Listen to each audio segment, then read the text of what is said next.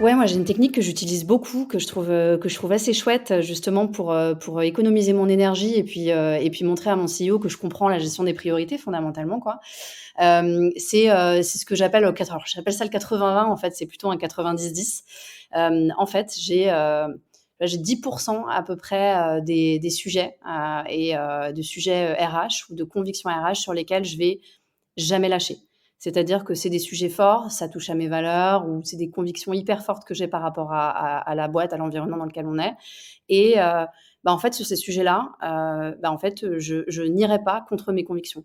Donc, il faudra me passer sur le corps et en fait même pas parce qu'en fait, Tu vas si partir, je quoi, pas, je si pars, on le fait quoi. pas, Non, ouais. mais je pars, voilà, faut fixer un peu ses limites. En revanche, sur tout le reste et donc ça fait quand même 90 des sujets. Sur tout le reste, je suis ton meilleur soldat.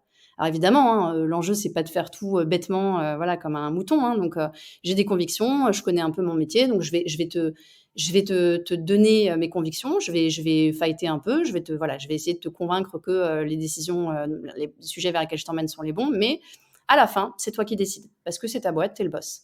Et je trouve que c'est une bonne manière déjà de pas s'épuiser, de pas se cramer à titre perso, parce que en fait, tu mènes pas tous les fronts, toutes les batailles en même temps.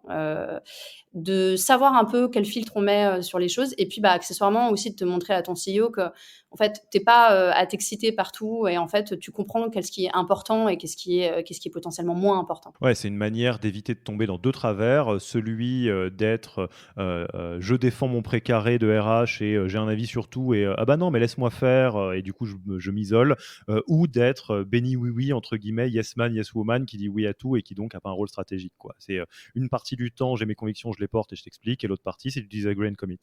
Absolument.